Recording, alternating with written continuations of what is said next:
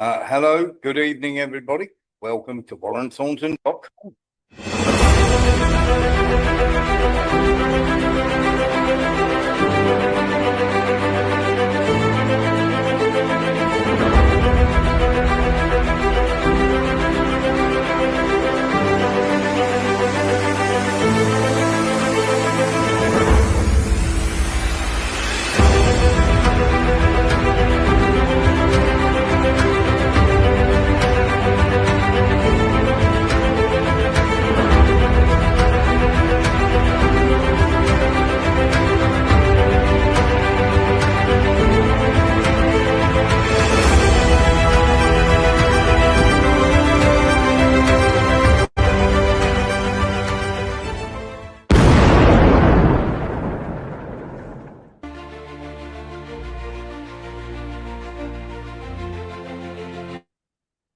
Hello and welcome to WarrenThornton.com, and we've got an exclusive for you tonight. We've got plenty that we have to talk about as well, and of course we'll be talking about Epstein, we'll be talking about Israel, Mandelson, Maxwell invoking the fifth. We'll be talking about Tim Allen resigning from the government. We'll be talking about Bondi and the collapse. We'll be talking about China. We'll be talking about many things. Kim Jong-un. Lavrov and what's happened with Anchorage. Michael Portillo is sticking his head above the parapet. We'll be talking racism and the behavior of black people in society at the moment and what is happening in public places. So it's a heavy show.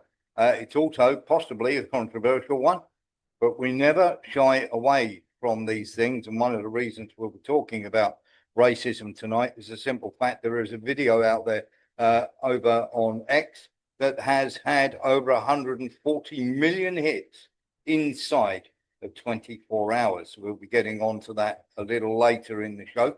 The first hour is live on X. On the second hour, we show videos and talk about topics that will get us thrown off of mainstream. So if you want to know about those topics, or you want to join and you want to have your say, it's all one big family here. You're allowed to disagree and you're allowed to talk, and it is an interactive news show.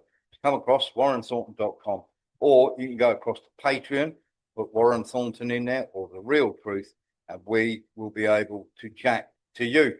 Now, we are going to talk about something that absolutely nobody else is talking about, and we are going to talk about it in some detail. Now, just off the coast of Australia, as you can see, there is a place called Garden Island. It's in between Rockingham and Fremantle. That is in Australia.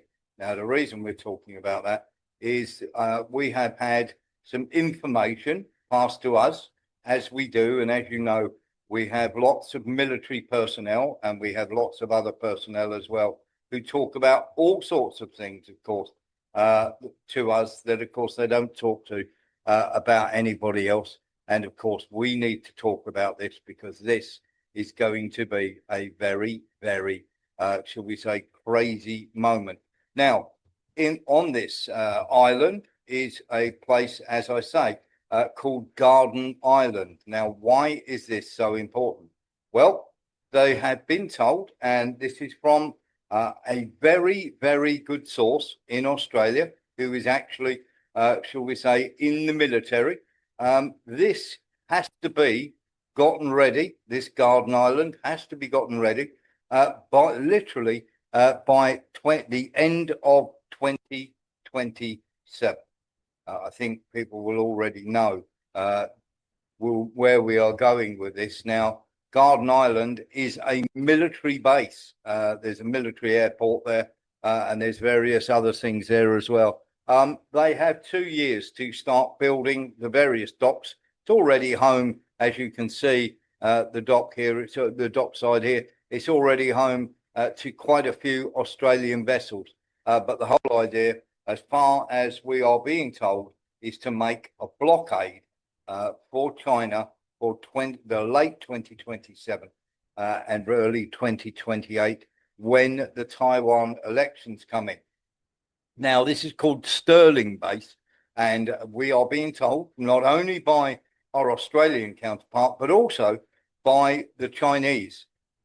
And we have people in the Chinese government who talk to us, and of course, we've got people in various places in Australia that talk to us as well. Now, I've been doing some digging with him and asking what's going on. The US is bankrolling a massive construction effort at the Royal Australian Navy's HMAS Stirling base on Garden Island in Western Australia, while talking up the China threat narrative. Now, plans have been drawn up with the Australians. The US plans to station up to 4 US Virginia-class nuclear-powered submarines there, with the first arrivals scheduled for 2027.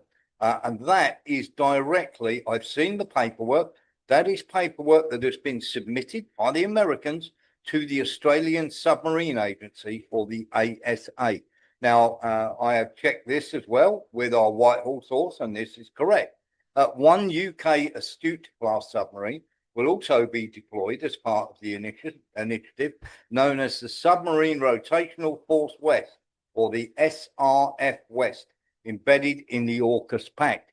Now, the force is explicitly designed to give the US and its allies a forward deployed undersea capability in not only the Indian Ocean and the Western Pacific, and it is eager to fall in line with the US-led militarization of the Indo-Pacific. Australia's government will be announcing very shortly that it's pouring about 5.6 billion into Stirling's facelift. It's not really going to be a facelift. It's a new fit for upgraded piers for nuclear vessels, advanced training centers, housing for hundreds of US personnel, radioactive waste facilities. Another 8.4 billion are being earmarked for the nearby Henderson maintenance precinct that will include dry docks capable of servicing these American nuclear-powered submarines.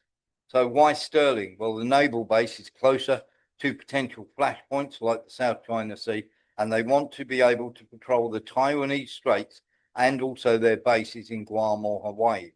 Transit time for submarines is then slashed, allowing them to potentially respond more swiftly in a crisis, which they have learned, obviously, from traveling down to have a go at Iran. Now, the subs will be used, we are being told, to shadow Chinese fleets, disrupt supply lines, and gather intel undetected. But the trouble is, the Chinese are fully aware, and China is, the person we spoke to today, has slammed Australia for this as a pawn of the US and warned that this AUKUS move on this island could trigger a regional arms race. And as such, China today are refusing, or will have refused, to take any part in a START treaty along with the US and, of course, with anybody else that is part of it, including Russia. They will refuse that treaty and will refuse a limit on arms. The Chinese are said to be absolutely furious about this. They didn't expect that to happen. The Chinese didn't, the Australians certainly didn't expect anybody to notice this going on. But it is going on. It is going to take part. And just to let you know that the place, the flashpoint, or the main military base for this, with the outside barrier, they're going to try and blockade China, is Garden Island, just off Perth. So there's no problem with me talking about it, because very, very simply, the Chinese already know, and the Australians are slightly taken aback. Louis Bassel. Morning, Warrior. That is just south of Rottnest Island. Rottnest Island, north of this Garden Island, is a very shark-infested island, because I sailed there in '79 from Plymouth to Perth. A lot of sharks around there. Brilliant. So you know all about Garden Island then. Yep. Perth is a well-known sort of spot, should we say, for all sorts of goings on when it comes to sharks. But we just wanted to let you know. So just so that you know, this is an exclusive. Nobody is talking about this. Garden Island is now going to be refitted as a base for literally the Americans and the Australians to blockade China in 2027. And of course, the first submarines are going to start arriving there in 2027, ready for the Taiwan elections in 2028. That happens in January of 2028. But they've got to be there by 2027 to form that chain or military blockade, if you like. So you've got 4 nuclear submarines from the US and 1 UK nuclear submarine, which will arrive around about summertime in 2027. So be aware that they are building up their forces. There's, as I say, overall, there's a 14 billion refit of those docks to allow those to go in. So just letting you know what is coming up for you. So, of course, it's called, they have already turned around and said that Sterling Island needs to be ready for mid-2027 to accept the fleet that is coming in. We've got a little bit more for you on Mandelson, and my grateful thanks, of course, go to Tony Gosling, who's dug this out for us. We talked about, didn't we, about Peter Mandelson, who, of course, has been renting Nathan Rothschild's home. And if you saw Sonia Portman this morning, you would have seen me on the programme, renting Nathan Rothschild's home. And, of course, number 2 on that map is New Mead, which is Peter Mandelson's new home. Number 3 is the Apollo Pavilion, a big glass summer house by I.M. Pei. And Orr House, the banker Henry Keswick's home, is right there. So when it comes to passing on secrets and everything else, he doesn't really need to go anywhere to be able to do that. They're all good friends of Mandelson, and he visits those properties on a regular basis. And as you can see, they're not very far away at all. Sean Murphy. Well, all he does, he goes down to the local Orr House. Yeah. Yeah, absolutely. But the big class pavilion summer house is where he likes to hold court with his friends. And most of those, quite a few of those, we have found out are to do with the Rothschilds and everything else. So we thought we'd give you a heads up there. And of course, we had to talk about, shall we say, the latest resignation or the latest crazy stuff that has come out of Keir Starmer's government, and that is the resignation of Tim Allen. Now, they are literally, shall we say, his communications director, and of course, he's only been in the job a short while. And of course, Starmer was meant to address everybody today or tomorrow, and he's refused to do so. As I said, there are many people that have turned around and said Starmer will resign and everything else. No, he won't. We are telling you that, well, we have said that he won't, and he has.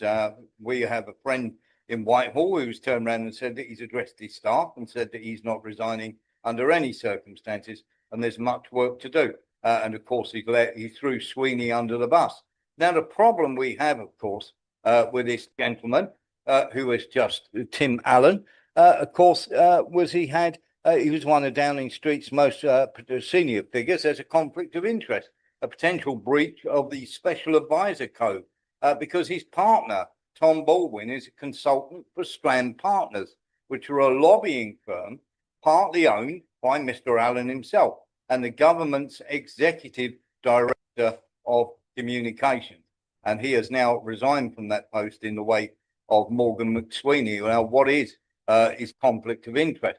Well, it cannot be the case that the executive director of communications for the government has shareholdings in a lobbying firm, and it is continuing to have conversations with senior consultants at that firm. Now, that's part and parcel of the rules of the House of Commons, and they quite clearly, and he has quite clearly broken them. Now, who's on the board of this firm? Of course, Strand Partners. Well, looky here.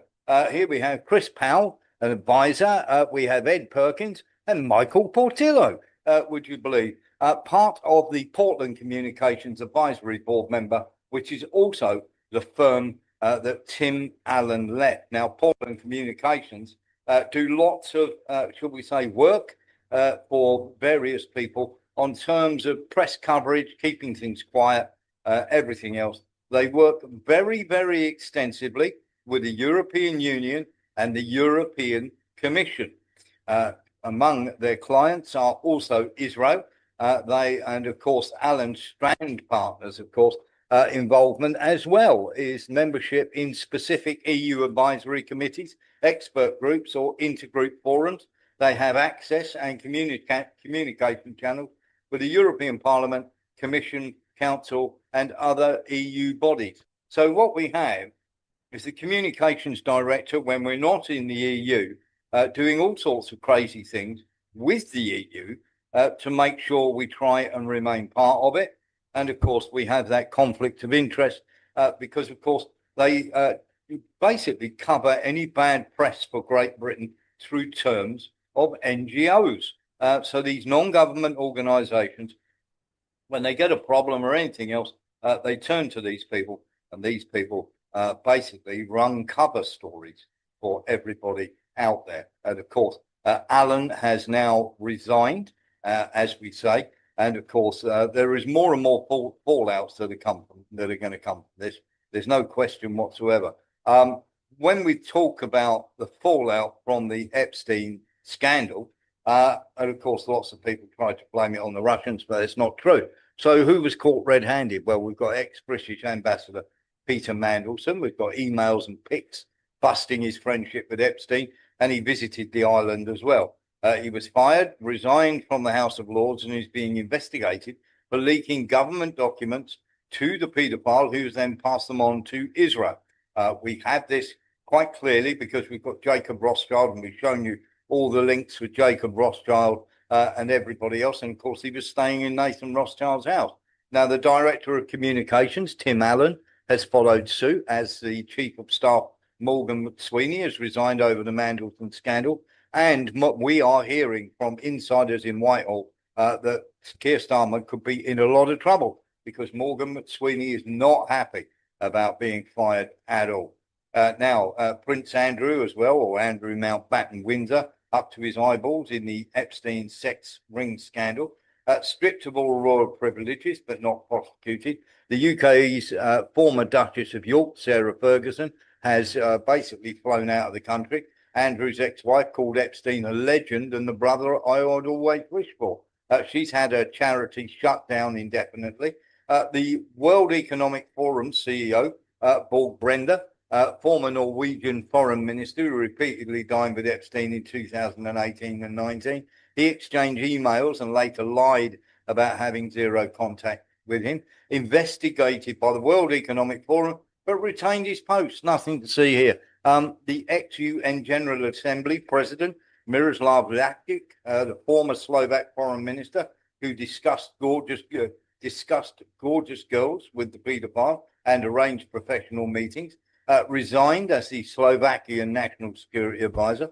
The ex-French Culture and Education Minister, Jack Lang, close ties with Epstein's for years. Lang's daughter, Caroline, led an offshore fund together with Epstein, resigned as president of the Arab World Institute, and is being investigated for the laundering of tax fraud proceeds. The ex-Norwegian Prime Minister, Thornton Jagland, chatted with Epstein about extraordinary young girls in Albania and wanted to visit the island. He's being investigated for aggravated corruption. Ex-Norwegian diplomats, Mona Juul and Terry Rod Larsen. Juul and her husband, Rod Larsen, headed the International Peace Institute, or the IPI, received funding and personal loans into their bank accounts from the paedophile. Both have resigned. Norwegian Crown Princess Mette Marit, close friendship and correspondence with Epstein between 2011 2013, who visited Florida residence. Almost 50% of the Norwegians are saying she shouldn't be queen and she may step down very soon. Ex-Swedish UNHCR chair, Joanna Rubinstein, visited the convicted sex offenders pedo island with her family and thanked him in an email. We've also got many people, that's just in Europe, we've also got many people from America who have lots and lots to answer for. And of course, we'll get into some of that as well. So hopefully that's given you some insight into where we're going with this. There is much, much more to see, of course, and many people are getting very, very worried and very, how can I put this, trying to keep it under their hat as much as possible. Now, we're going to get into some of this very quickly before we go on to Ukraine and before we go on to what's happened with Iran, because there is some important stuff to talk about there. This is, we've shown you this before, but have a little look. Don't worry, Peter, we will say it's the Russians. That didn't work because they've both gone, and everybody knows full well there was a poll about the ties with Israel, and of course people are turning around and saying that's no good. Nillis. Yeah, if you remember when Mrs. Thatcher had to resign, she was visited, the Queen Elizabeth said she was visited by the men in grey suits. Yes. Probably the men in grey suits, because Keir Starmer is very important for Israel. Yep. Because he gives them access to equity, resupply, and military intelligence. Yes. That probably maybe the men in grey suits haven't told them to go. Yeah, because who would they replace him? Okay, good shout. Let's get into some of this then. This is Mandelson turning around saying they're only having a go at me because I'm gay. Possibly some people will think because that I'm a gay man, I was sort of insensitized or I wasn't attuned to what was going on. I don't really accept that. I think the issue is that because I was a gay man in his circle, I was kept separate from what he was doing in the sexual side of his life. I mean, he in a sense had three buckets of people in his life: the business and the financial, the political and the academic. That's not strictly true. Of course, Mandelson was found, should we say, there was pictures of him with very young girls. There's other people that are now implicated in this. Sean Murphy. Well, I think that girl there, it's all quite innocent, Warren. Yes. She was just showing him the menu and saying, which pizza would you like, Peter? Yes. I mean, we've gone through some of this, and of course we have to keep going through some of it because to repeat over and over again that the Israel lobby is absolutely infested inside of the Labour Party. I mean, we've got absolutely everybody.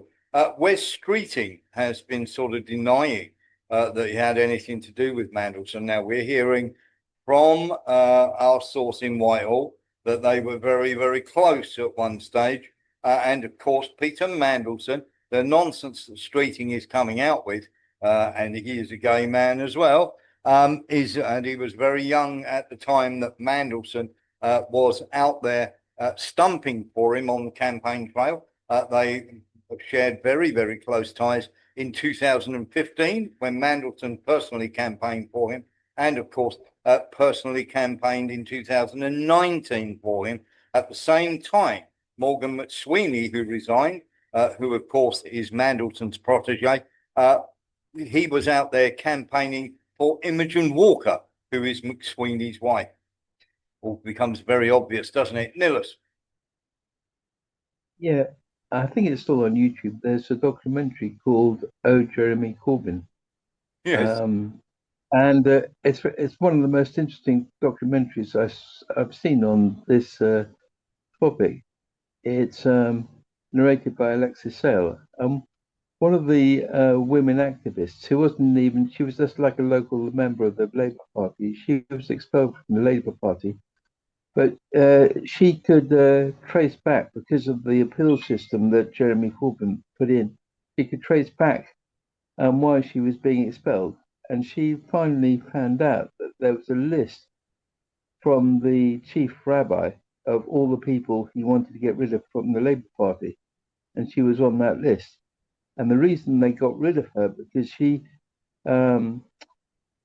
Chris Williamson, who has been expelled and was standing as an independent candidate, she sent him an email wishing him good luck in the election. And she got expelled from the Labour Party. And there were mass expulsions of ordinary Labour members and people from the parliamentary party as well. And There was. We had Chris Williamson on here talking all about it. We had him on, and we did a two-parter with him, basically saying how bad it was. And of course, You're absolutely right. The unholy trinity were responsible, as we call them, here they are, were responsible for getting rid of them, Nillis. And as ordinary people were expelled from the Labour Party, so were the Zionists brought in and promoted within the Labour Party. Yes, exactly that. And of course, we're just going to get more and more of that is going to come out. But the ties to Epstein and the ties, shall we say, to Israel are undeniable. And we're going to put this to bed once and for all on the show. The nonsense that, of course, Epstein was some kind of Russian spy, which the mainstream media is trying to push terribly for you. It's simply not true. So let's have a little look at one of these emails, Calvin. This is Boris Nikolov, who said that I discussed it with him.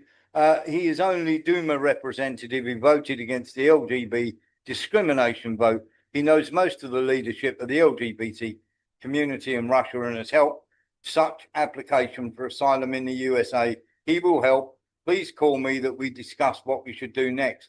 Now, this is talking, of course, to Jeffrey Epstein. I am talking to a friend who can help Ilya. He is the main opposition to Putin, and as such, he has supporters from the LGBT community in Russia. Of your lesbian friend, I did not forget, working on it. Just need her name. How are you? You are missed. And then we come on to this bit here with Boris Nikolai. And as you can see, this is in 2012. This is being discussed. And of course, the forward is to Davos. So Davos were well in this. The World Economic Forum knew exactly what was going on here. And of course, we should go to Russia and you should meet my friend Ilya Ponomarev. And of course, he is a member of the Duma, and he and Elonia, his very smart and cute girlfriend, are the main organizers of the uprising against Putin. He represents Novosibirsk region, but lives in Moscow. It's meant to say lives in Moscow, not leaves. I'm afraid what will happen to him, the stakes are huge. He might replace Putin and become a president by himself. He will sooner or later if he does not get killed before. It is super dangerous. Any idea how to help him? Not with Davos, because they didn't want to get the wet, but with the other stuff in general. He is super smart and one of the most connected people in Russia.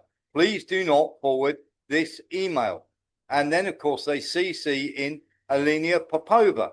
Now, happy holidays from Russia. I hope they went well and not boring. I just wanted to wonder if something is possible to do in regards participation in Davos this year. And of course, we are in Russia now. This is from Ilya Popomarev himself.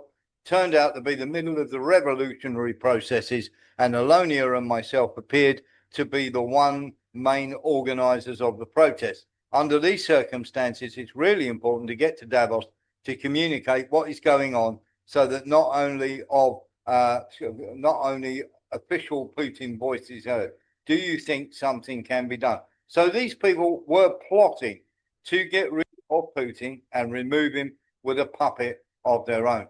Anybody that's turning around and telling you different, anybody that's coming out with this narrative of a Russian spy is talking absolute nonsense. And even though that these people are right up at the front, as in Israel, right up at the front of everything to do with this, people are trying to say now, because it's not going over well by the British press, they're trying to say, well, he could have been wearing two hats and spying for the Russians as well. That knocks it into a tin hat.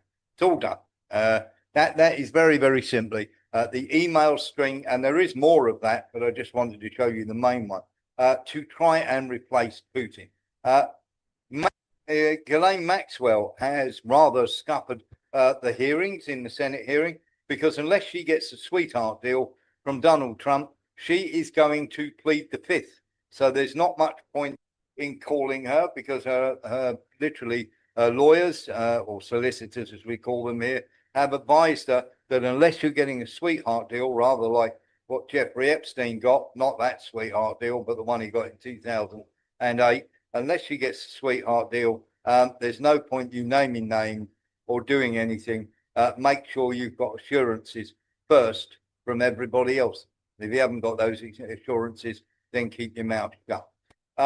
There's Che Bowes has turned around and said, of course, Russia had nothing to do with it. Morgan McSweeney and everybody else had ties to Israel. And of course they did. Morgan McSweeney spent a lot of time on a kibbutz. Now they are trying very, very hard for Trump not to say anything. This is the deputy to Pam Bondi. Also, Trump's lawyer. Have a look at this. Thank you. You said this is the end of the Epstein, of your review of the Epstein files. So just to clarify, is the public going to learn the identities of the men who abused the girls with the information that you're releasing? And if not, why not? And then I have a quick follow-up. I mean, you just baked in an assumption into your question that I have never said and I don't know to be true. Is the public going to learn about men that abuse these girls? Like, what does that mean? I mean, I don't understand what that means. Well, I mean, they're the men who abused the young women through Epstein's. Look, we said in July, and it remains as true today as it was in July. If we had information, we meaning the Department of Justice, about men who abused women, we would prosecute them, right? We talked about the work that we're doing. That's why I said that.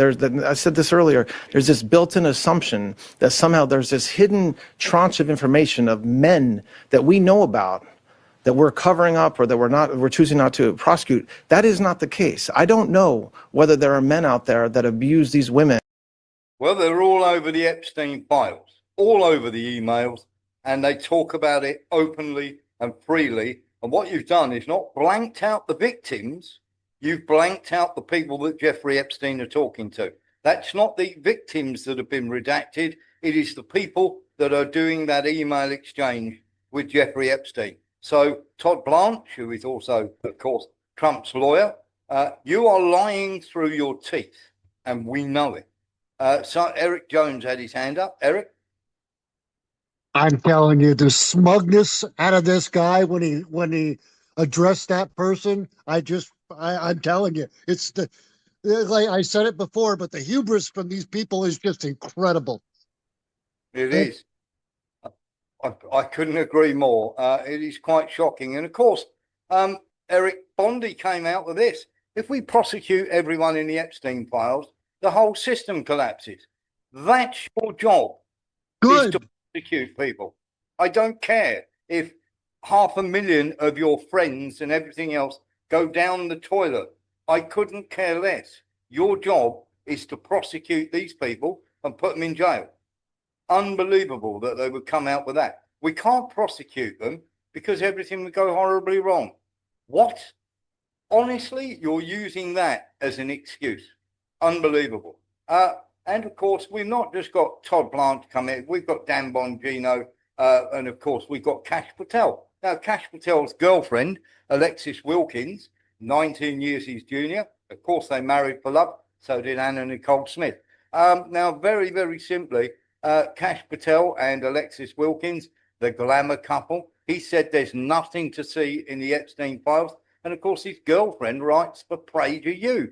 Now, PragerU CEO we know, is an ex-member of Israeli intelligence. Come on. And then, of course, you've got this nonsense from Nick Fuentes. Now, just for 1 second, if you didn't see the early morning show, for 1 second, have a look at this and tell me that these guys, there isn't a huge cult of these people running through, and they're running block for these people. Have a listen to this. You niggas are not ready for that conversation, but Jeff Epstein, not a pedophile, but you're not ready for that conversation. All of his victims, 14 to 17, that's not pedophilia. But y'all niggas ain't ready for that conversation. People say that's normalizing pedophilia. No, that's defining pedophilia. Pedophilia is sex with children. Children are people that are before the age of sexual maturity. Now, you can have your opinion and your taste and your ethics and your morals, but after the age of 14, that is past the point of sexual maturity, just period, biologically. And all of these feminists and all of their accomplices, the simps, they all want to say there's only two genders. They want to talk about reproduction and genitals. Okay, let's talk about reproduction and genitals. When do men and women reach the age of sexual maturity? It ain't 18. It isn't 20. I've seen women say a 20-year-old girl is a literal child.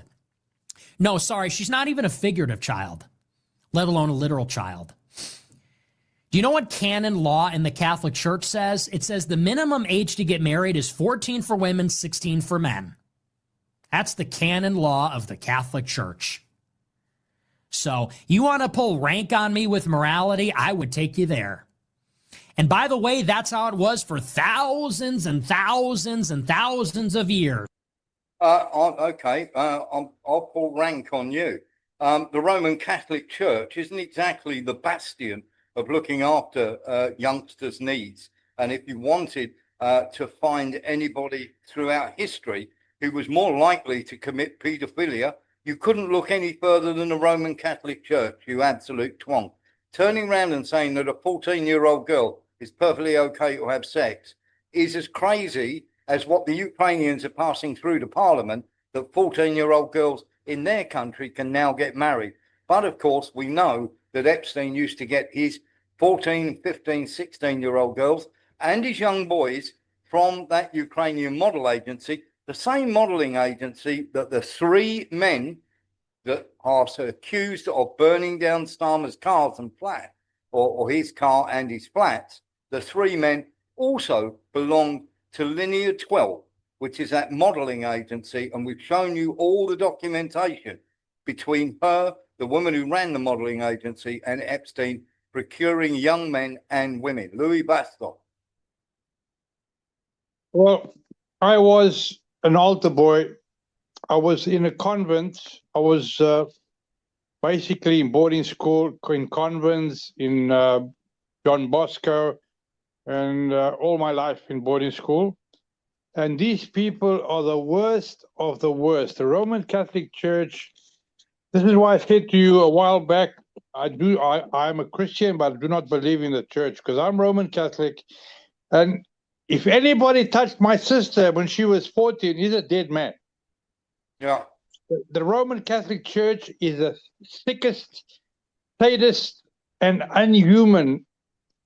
For me, as I was an altar boy, I knew exactly what was going on. And if you look back in history, the priest would say, "Come to me, my darling, I'll relieve you of your sins." And you know what that means. They are sick people. Sorry. I'd agree with you there. Good shout. Let's talk about some of these rather crazy people. Now, the nonsense that they're coming out with, of course, is to try and deflect left, right, and centre, so everybody just shuts up about it. Nobody talks about it. And of course, here's some idiotic stuff. Ted Cruz, who of course gets $1.4 million from AIPAC every year, as well as speaking engagement. If Epstein served any foreign interest, Israel wasn't among them. Ben Shapiro, Epstein had ties with North Korea. He worked for Russia. That is complete nonsense. And of course, he does not have ties with North Korea. Epstein, of course, has not been allowed anywhere near North Korea. And the North Koreans have turned around and said that Epstein wouldn't be allowed anywhere near their country because he's a degenerate. And of course, there's no way in a million years that this would happen. Now, when we're talking about these crazy people, here's a MAGA woman. Look at this. Now, I do apologize for the language. Here we go. You have to be let me be effing clear, every retarded liberal on this planet. Number one, I don't give a shit about the Epstein list. Number two, I wouldn't give a shit if President Trump is on it. Okay. Number three, I wouldn't give a shit if Trump R'd me. Four, I wouldn't give a shit if Trump touched my... Unbelievable. President Trump is getting shit done for the American people, and that's all that matters. I still support him and will continue to do so as long as I live. Now, I'm not suggesting that President Trump has done anything of the sort. But if you think it's okay because they're getting stuff done for a prime minister to touch kids and literally sexually assault women, you're a very, very sick individual indeed, and you shouldn't have kids anywhere near you. Mark Levine is running the usual nonsense block here. We can't waste our time on Epstein, other stuff, and other stuff that are going on here. Some people want us to focus on. I've about had it with all that stuff. Well, Mark Levine is one of the biggest spokesmen for Israel you could possibly imagine. So it all tends to come together. Everybody is wanting to not talk about Epstein, especially people who support Israel, and of course, the Israelis themselves, with their various things, getting the messages out there saying that they don't want this talked about. Well, there's a good reason for that, and we need to know what that is. You've even got the Houthis out there turning around and saying that the reason they're going to bomb Iran is simply because Trump doesn't want what's getting in the Epstein files getting out. These people are quite crazy, and of course, the more they turn around and say "move along, nothing to see here," the more we are likely to want to have a look. And of course, I would imagine most of you would feel the same. I certainly do. You may or may not have seen this gentleman. This is the gentleman who tried to assassinate Lieutenant Colonel Alexeyev. And we're going to have a listen to him. This is the man who shot him. He put 3 bullets into his back. He was assisted by another gentleman, of course, who was also a Ukrainian who moved there, and a Ukrainian woman who has since fled back to Ukraine, who lived above Alexeyev's apartment for 2 years, and literally a couple of floors above him, so she could track all his movements.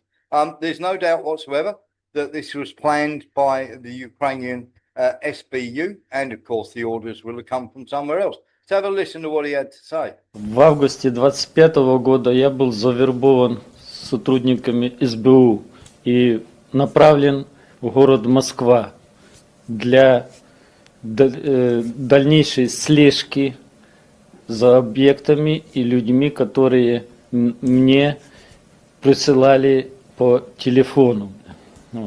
За каждую, за работу платили мне $2000 в месяц. В декабре мне поступило указание по ликвидации генерала ГРУ Алексеева. За выполнение этого задания мне пообещали уплатить $30 000 США. После исполнения попытки убийства было мне сказано идти в аэропорт, садиться на самолет в Дубае, где в Дубае был другой билет на Румынию.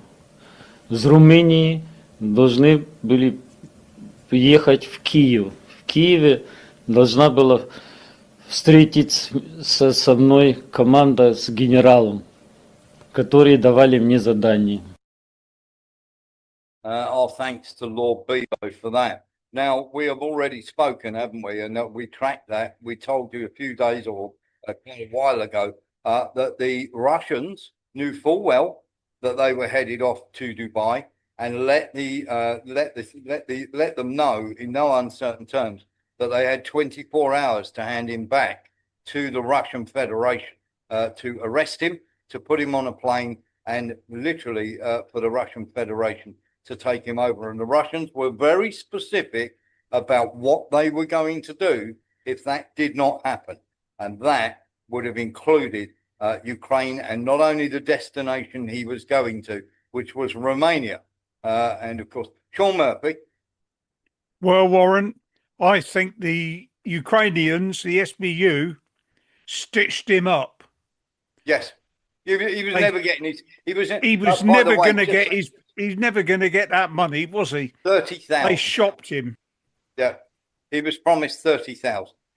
Yeah, he was never going to get that. He was never going to get that. I mean, had he arrived back in Ukraine, he'd have had a double tap to the back of the head. It's as simple as that. Yeah.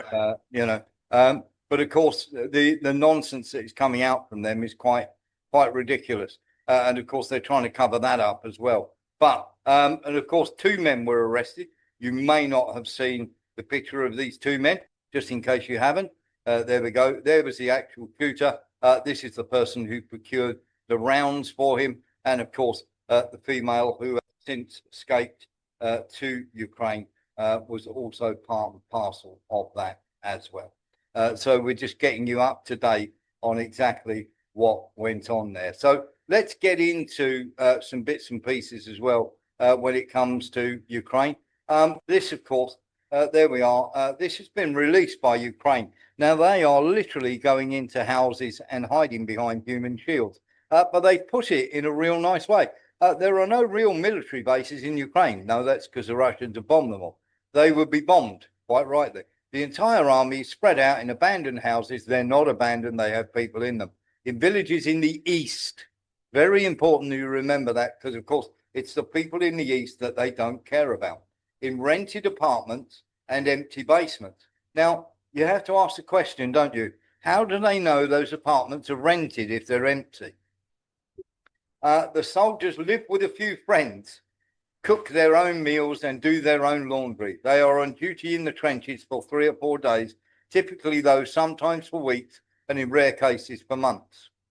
And then they're off for 3 or 4 days in their homes. They're not in their homes, they're in somebody else's homes. These are civilians that are waiting for Russians to come. Some plant gardens. No, they don't. The civilians do that. But what they do try to do is when, of course, the game is up, and, of course, it looks like they're going to get overrun, they change into civilian clothes and try to blend in with the civilians. But, of course, the civilians then give them away and say they're not part of our village. The soldiers are more integrated with Ukrainian communities than they would be if they were quartered on army bases. That's not true. They won't keep them on army bases because, of course, those army bases get bombed. So what they do is they then house them with Ukrainian villagers. They threaten them, take their daughters away, whatever, hold them hostage. And they, of course, are forced to feed them. They're forced to shelter them. And, of course, they can hide there. And they have the added bonus that if they get overrun by the Russians, they can put some civilian clothes on. And this has happened in various places already. So this is not a first time thing. It won't be the first time, won't be the last, but it's the first time they've actually came out and actually said that this, of course, is happening. Now, the new Gabera mothership has had its first flight. Just we'll show you here. Well, that drone there. Let's show you again. Keep a little look on the left-hand side of the drone after about 2 seconds. FPV. FPV. And I'll try and stop it for you once it shoots out. There we go. There's the drone coming out there. There it is. That is the new mothership Gabara drone, which can have 4 drones. And of course, it can travel a distance. Literally doesn't do anything else, just travels for a certain distance. But where on their way there, these drones can basically pop off into various areas and attack elsewhere. So these drones are becoming more and more lethal, more and more efficient with every single passing day that goes on. And of course, now they are able to put over 1,000 drones in the air every single night. So not only the Gabara drones, but of course, the very, very dangerous ones as well. Sean Murphy. Are these Russian, these new drones, These Warren? are Russian drones, yes. Yep. Yeah, these are Russian drones. They're Gabara drones. Sorry, I should have explained. Gabara drones are literally Russian drones. Lee Williams. So it's a case that there's, when you say there's 1,000 drones, it could be actually be coming up to 4,000 drones a day. No, they can put 1,000 drones in the air, but they can attach 4 or 5 of these. And remember, we told you about these a few months ago, but we've actually now seen one in action. Remember, we were telling you about these drones that they were attaching, the mother drones. So what they do is they drop one off onto the netting that they put over the roads, blow a hole in that netting, then the mother drone can go down and inside that netting, fly along, and they can just drop little drones off on the way. So that as soon as the transport comes along, they can blow it up. So that's the general idea of why these drones have been designed. But sometimes they use them for something else. It's nice to actually get proper confirmation of what we've been saying all along. We don't normally get it wrong, but it's nice to have that just coming out of there as well. There is something else that we have to talk about, and I'm very, very sad to say that America have gone back on their Anchorage deal. They have now turned around and said that Anchorage deal is no longer viable, and therefore they won't be going with it. And the Russians have pretty much got annoyed about that and turned around and said, okay, if that's the case, then we won't be talking about anything at all, and we won't be going anywhere. But this is Lavrov talking about Anchorage. Вроде бы нам говорят, вот надо решить украинскую проблему, но вот в Анкоридже мы приняли предложение Соединенных Штатов. То есть, если подходить так по-мужски, то они предложили, мы согласились, проблема должна быть решена. Для России Путин это не раз говорил. Неважно, что там будут говорить на Украине, в Европе, мы прекрасно видим пещерную русофобию большинства режимов в Европейском Союзе, за редчайшими исключениями. Нам важна была позиция Соединенных Штатов. И раз так, то, приняв их предложение, мы вроде бы выполнили задачу решить украинский вопрос и перейти к полномасштабному, широкому, взаимовыгодному сотрудничеству. Пока на практике все выглядит наоборот, вводятся новые санкции, война против танкеров устраивается, как вы знаете, в открытом море, в нарушении Конвенции по морскому праву. Индии, другим нашим партнерам пытаются запретить покупать дешевые, доступные российские энергоносители. Европе давно уже запретили, заставляют покупать втридорога, платя американский сжиженный природный газ. То есть на экономическом поприще американцы, в общем-то, объявили задачу экономического доминирования. Поэтому здесь вот помимо того, что вроде бы с Украиной-то они предложили, и мы готовы были, а теперь они не готовы. There we are. There's Lavrov turning round and saying, of course, that this is now a problem. And just to let you know, by the way, the Chinese have, or they are holding a press conference later on today to turn around and say that, of course, given what has happened in Australia and what we've just told you about, they will be holding a press conference later on today saying that they will not limit their missiles whatsoever in any agreement alongside Russia and China. And in fact, America have already sent a message back to China through a back channel to say if they don't do that, if they're going to do it, then the Russians need to have a word with China to get them to agree to it. And the Russians have turned around and said that they're not going to do that. There are many, many things, of course, that we've got, shall we say, to get into. Just to let you know, by the way, Kim Jong-un on the idiotic statement by Ben Shapiro, which was repeated by certain Pentagon officials, they are going to be making an official statement on the claim that Epstein, of course, was anything to do with them, and of course he was. But they will be making an official statement as well.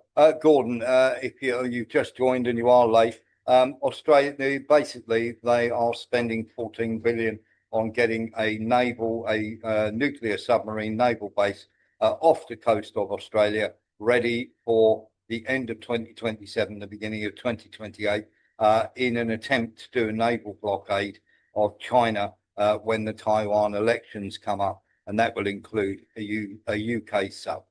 We've had that not only from our friends in the River House, we've also had that from military intelligence, and also from our friends in the in an Australian embassy. We will turn around and tell you. And of course, we've had that also confirmed by somebody in the US who wondered how the hell we got hold of it. Let's get into a couple of other things here. Iran's chilling message. Just in case you're not aware of the nonsense that's gone on in Iran.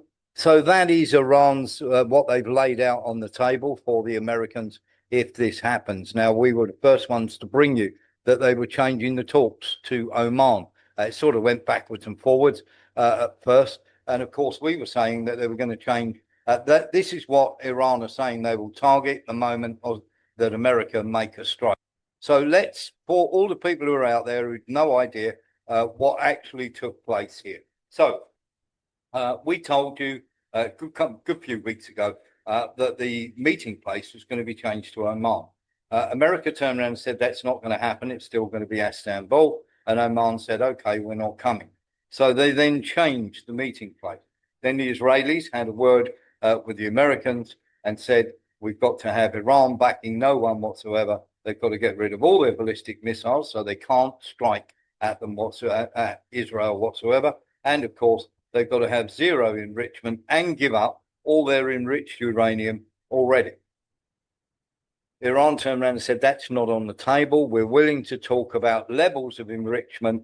We are not having anything else talked about whatsoever. We will talk only about the levels of enrichment. Anything else is off the table. They were also, the Americans, going to bring along a general from CENTCOM. The Iranians said, if you bring him, there's no talks. And if you want to talk about anything other than just the enrichment, we will not be taking part in the conversation. At that point, America turned around and said, fine, no talk about enrichment then. No talk about, no talks will take place whatsoever. And the Iranians said, well, okay, we're absolutely fine with that. Now that threw everybody into a deep funk because, of course, Iran have turned around and said that they would shut off the Straits of Hormuz. And of course, they do have the capabilities, quite clearly, the capabilities to be able, and we've shown you the boats that they will use to be able to strike the USS Abraham Lincoln. And of course, just as a show of strength and a show of utter stupidity, Witkoff and Kushner, who went to do the various deals and everything else, got photographed on the USS Abraham Lincoln. A bit of a stupid piece of propaganda, that. But here's the thing. That, and many people are talking about all sorts of things here. But we're going to listen to Trump's nonsense on this. Then we're going to tell you the rest of it. Get into this. We had very, very good talks today, having to do with Russia, Ukraine. Something could be happening. We likewise had very good talks on Iran. Iran looks like it wants to make a deal very badly. We have to see what that deal is. But I think Iran looks like they want to make a deal very badly, as they should. Last time they decided maybe not to do it, but I think they probably feel differently. We'll see what the deal is. It'll be different than last time.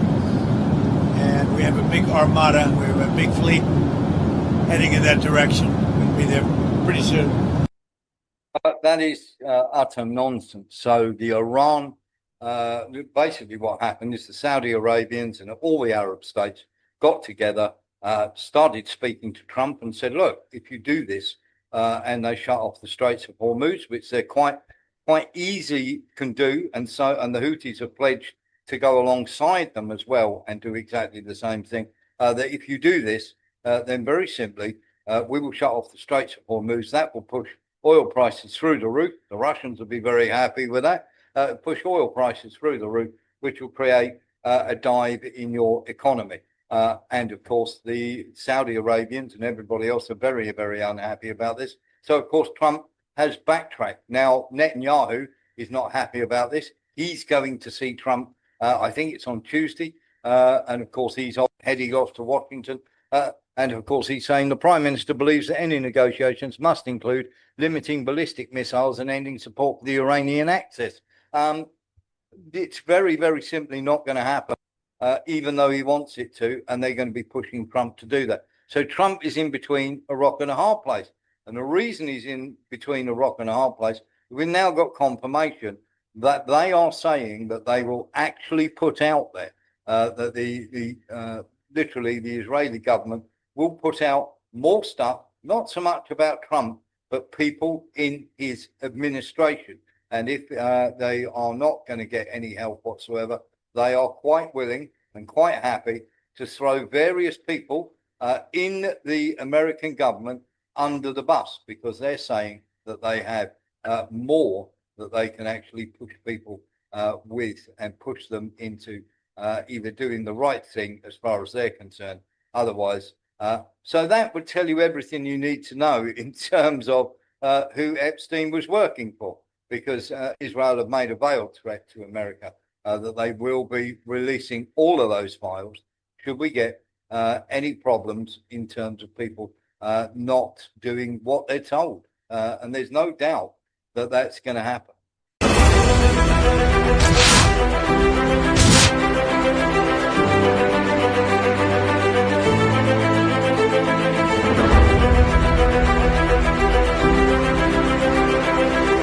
Noble Gold. Real assets. Real value.